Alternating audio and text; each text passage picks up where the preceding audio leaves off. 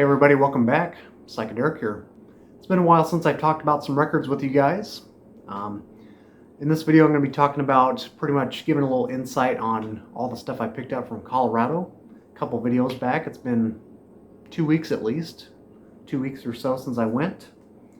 And I had a great time, by the way. I've actually never first-handedly experienced Colorado in first person, so it was really nice. I've only flown over it couple times, but of course the aerial shot of Colorado was really neat. But I would definitely stop there again if I haven't had the chance or feel like going, because I could definitely stop there again.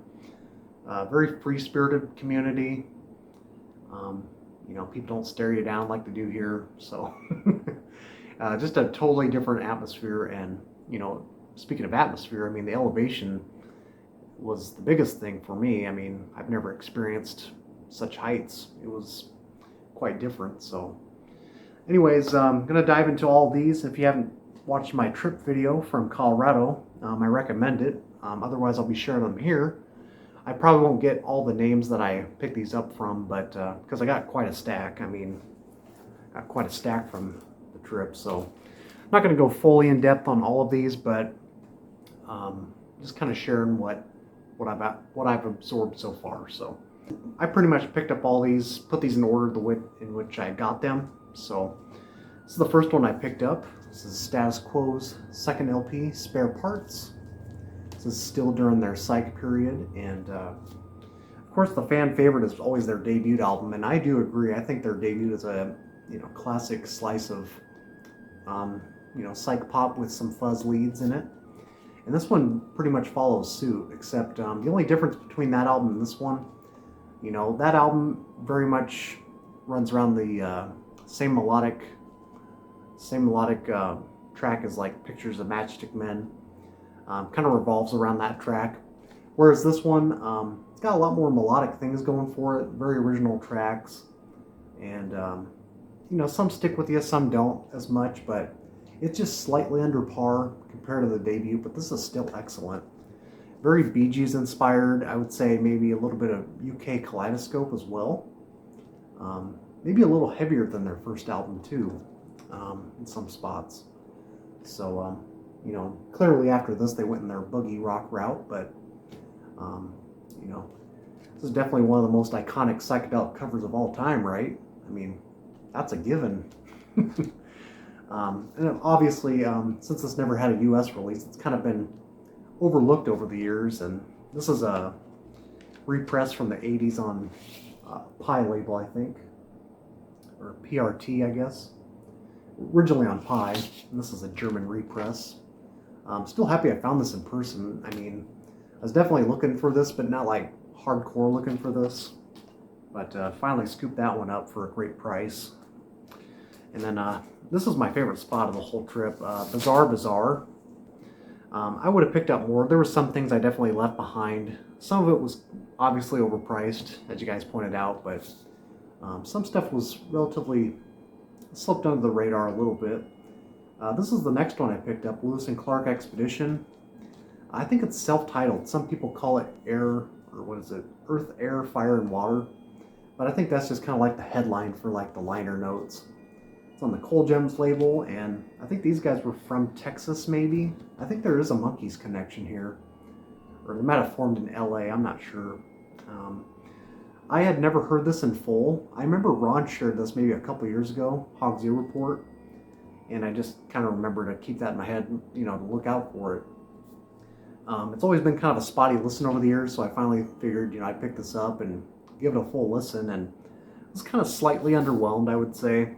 I figured it was going to go in that kind of garagey, jangly pop movement, and which it does for the most part, but it seemed like every other track was like a novelty or a vaudeville sort of thing going on, which, so many bands did that. It's just kind of irritating at this point.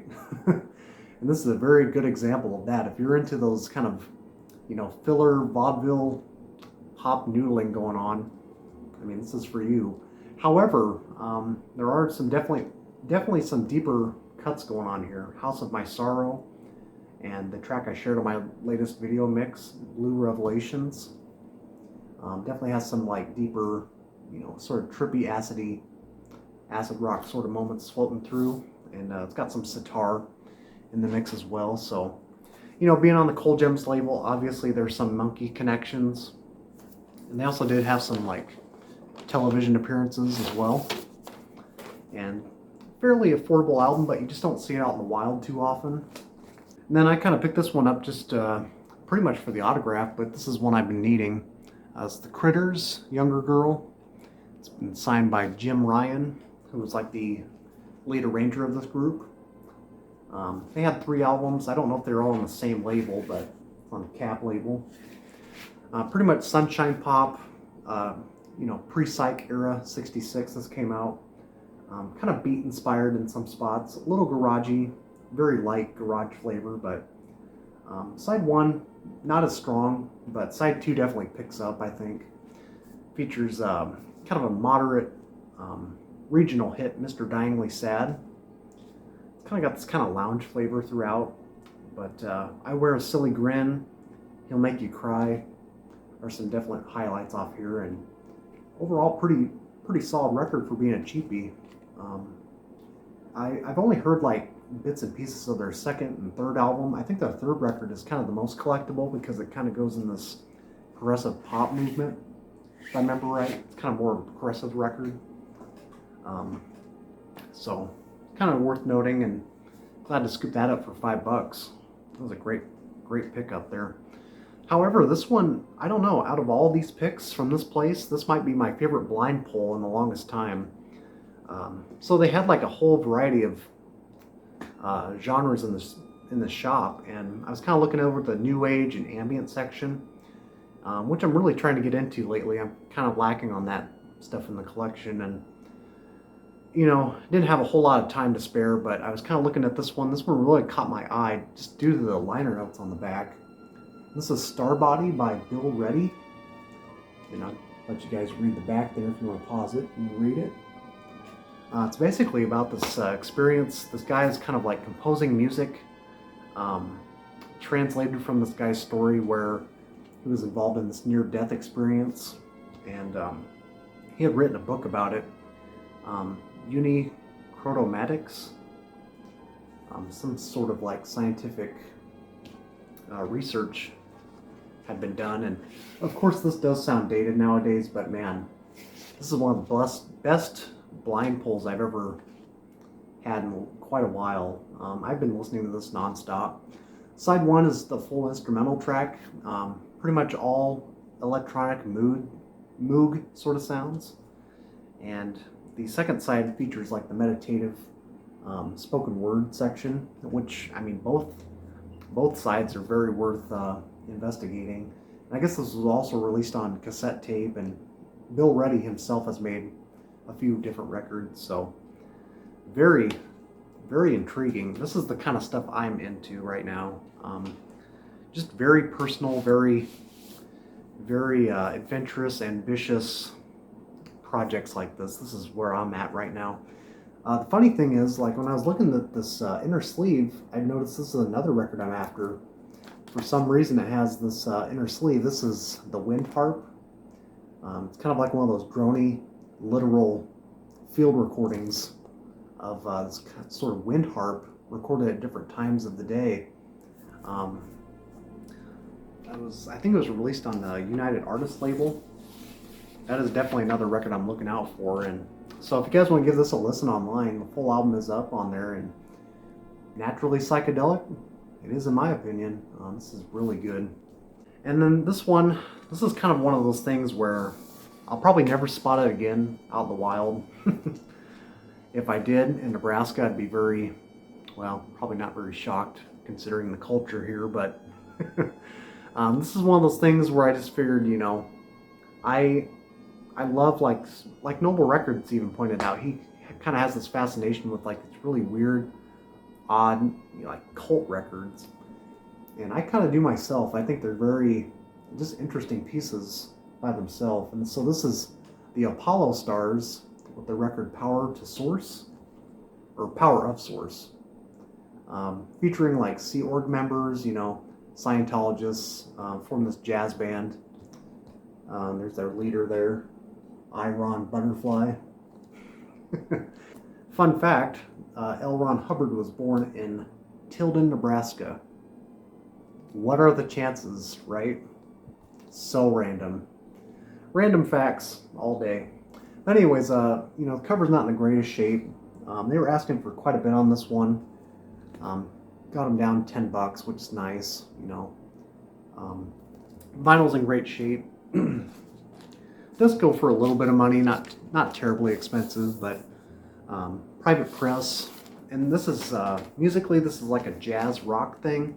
Very freeform inspired, but when you listen to the production of this, it sounds very raw, very gritty, and the mixing is not that great, but that's kind of what the, again, sort of its natural charm about this record that makes it stand out. Not necessarily my cup of tea, but it's definitely one of those records that does take you places, so I had to listen to it to believe it. So again, one of those oddball things that you just love to pick up because you see it out in the wild. So kind of fun.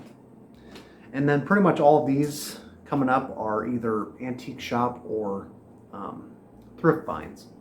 This is one I took a chance on. I've only sampled this briefly, but I only took a chance on this just by the cover alone. It just kind of looked like some sort of low-budget garage band maybe. Here and Now for the first time. And if I remember right, it's kind of a garagey lounge band.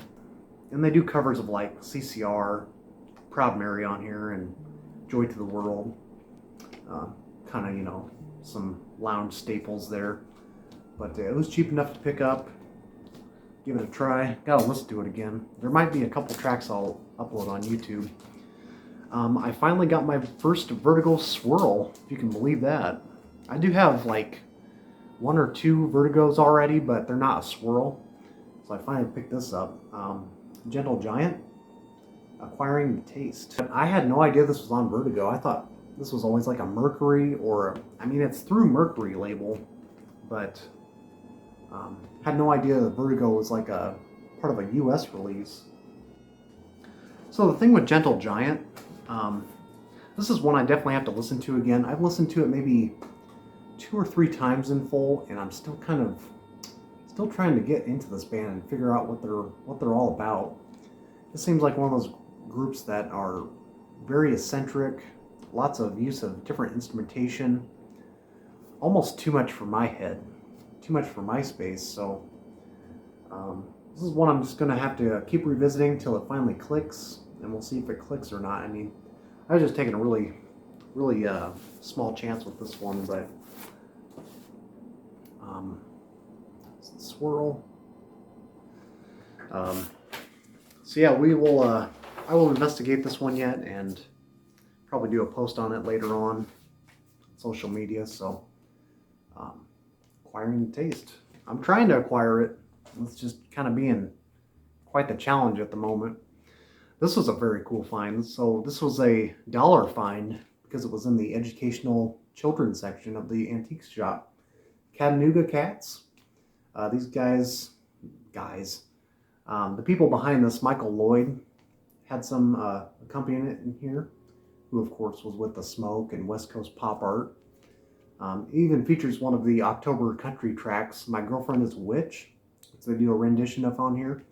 It's mostly, for the most part, pretty bubblegum pop inspired. I can't say I love this enough to keep it. It is a little rough shape. Vinyl looks pretty rough, but it does play pretty well throughout. It was original ABC TV show back in the day on Saturday mornings, and apparently this record's pretty scarce. I did recognize what this was because I've seen it online and looked it up one day because I was curious, and yeah, it does pull for about $100 now. So if you can spot this, look in the children's section, you might find one. You'll be surprised. So like I said, not a keeper, but it's pretty good musically. I wouldn't say it's anything groundbreaking, but considering it's on an independent label, I think that's kind of why it's collectible. I think Markley, a group, was on that Forward label as well. This is a record I've known about for quite some time, and it is a cheap album, but I've always seen it beat up every time I pass by it.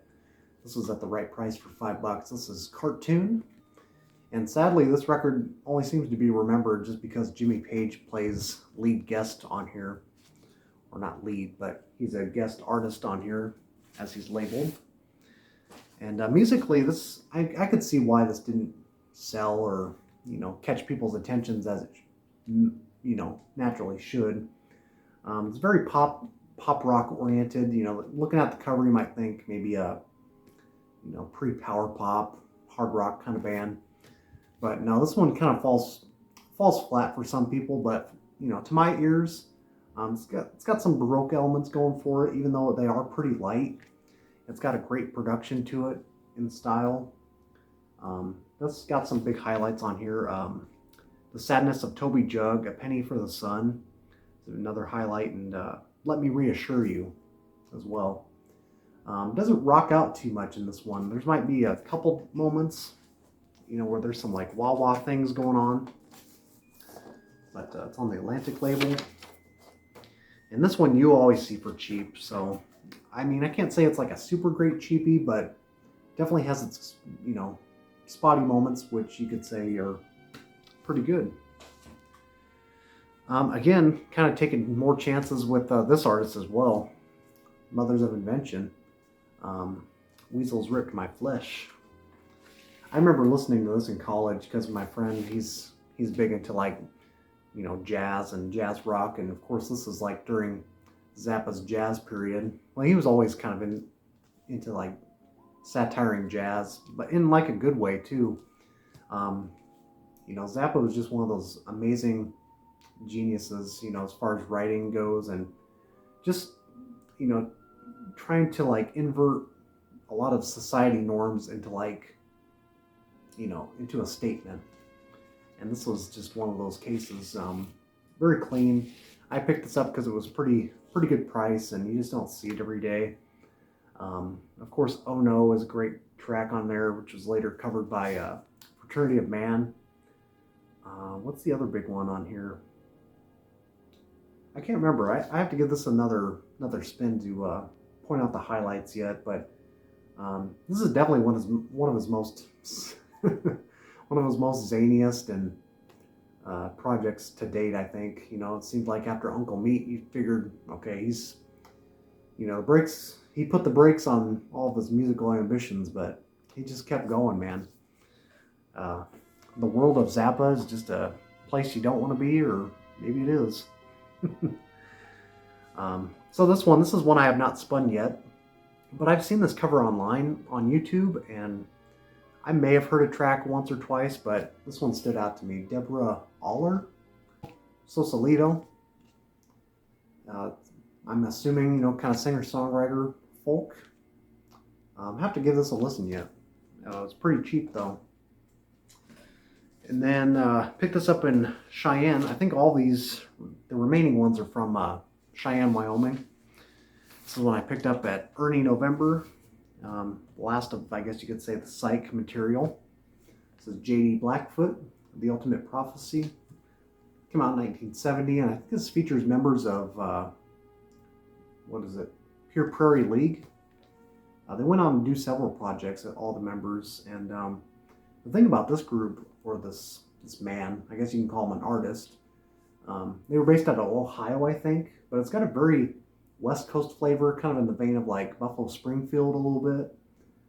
And side one is kind of hard-edged rural country rock, whereas side two, they kind of really rock out and kind of get a little more progressive, and the concept kind of gets more vivid as the for the listener. These are kind of getting scarce a little bit. You don't see these very often. The UK press did have a different cover as well. This is one I'm also kind of fresh to as well. I've seen people show it online and talk pretty highly about this. It seems like it's kind of a sort of an underground classic in some ways, which I'm still trying to catch on. I mean, I do like it, what I've heard so far, but I feel like this one's going to get better with repeated listens. The drummer on this record is really what stands out for me. I think he's very tight as tight as hell drummer. So very good. Very glad I picked this up and spotted it. So this one, these are all the thrift finds. So I found this at the thrift store in Cheyenne. It's at the Goodwill.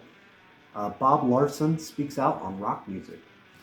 Now, since I posted this, Cosmic Vinyl, he apparently saw this man live, and it doesn't surprise me since he was kind of like a Midwest dude. And I had no idea. Looking at the back, he's based out of McCook, Nebraska. I actually knew about this guy before this record. I think I caught something on TV one time, one of his exorcisms or something. He's later become like known as like doing exorcisms. You know, I don't know if that shit's real or not, but anyways, he's kind of a known name for those theatrical acts. But you know, during his early stages in life, he like a musician apparently, and he could play guitar, and he does all these lectures and all these speeches about different forms of rock music. He mentions bands like MC5 and Jefferson Airplane, Iron Butterfly. He mentions a lot of the greats. But the interesting thing about this is when he actually performs these songs in front of a public assembly. And the highlight off here is actually on side 2, where he does his own rendition of In-A-Gadda-Da-Vida. But it's kind of like this Eastern flavored, wah wah pedal inspired rendition of the song. Where he kind of freaks out on the guitar, and it's got this really cheap drum machine in the background. So definitely one of those real people outsider records. Naturally, over the years, you just kind of listen to this and you think, man, what a strange and different time period. You could only do this in the 60s, you know, and get away with it. So for these last ones, these are ones, of course, I was just taking chances on. Found this at the other Goodwill in Cheyenne. This is Michael Garrison, Point of Impact. It came out in 1983. I just picked this up based on the cover. And this also really surprised me. This is actually probably going to be a keeper. It seems like it's kind of like synth pop based. Very experimental in style, very abstract in performance. I guess what I could take away from this is that he's very inspired by like the German school of like krautrock and progressive electronics.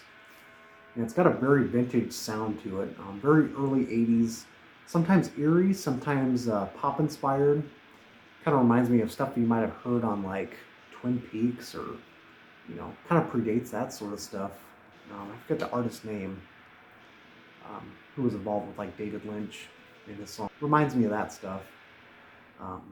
Very interesting. I think this was also released on cassette. Apparently he wasn't very happy with the mix when this came out, but sounds superb to me. And this is kind of a cheapie yet, I think, so if you guys want to check this out, this is really good. Michael Garrison. Again, stuff I just took chances on. There's actually 2 tracks on here. It's like a lounge LP, Joey V and the Flirts. Just took it based on this cover, man. A little water damage. It was still sealed, but thankfully no damage to the record. There's 2 tracks I think I'm going to upload on my other channel for that one. And this is one I've actually seen online one time. I was kind of surprised to find it. This is Passages, 10:30 a.m. I think this is like a church choir group, but they do some like folk renditions, acoustic guitars and stuff. So there might be a track on here or 2. I think I just sampled a little bit of it, so have to return to that one. And then this one as well. This is the same spot I found Bob Larson at. What is this? Redwood Empire Cursillos, Light Among the Redwoods. Again, this is another kind of like communal sort of folk project from like the late 70s, I think. And there was actually some really couple good standout tracks on here that were really upbeat and not what I was expecting. So that was good. I think at the end of this month I will be taking another road trip. Probably be my last one this year. I think I'm going to head back down to Lawrence, Kansas. Might be another spot to live. I don't know. Might Might relocate there. We shall see. I'm just going to check it out a little more and spend a couple nights there. And like I said, I'll be sharing more stuff later on. I got a whole other stack of like online finds, and I got 3 coming in the mail today actually. So 3 really good ones I've been trying to hunt down forever. So hope you guys are doing well. Let me know what you think of my finds, and we shall see you soon.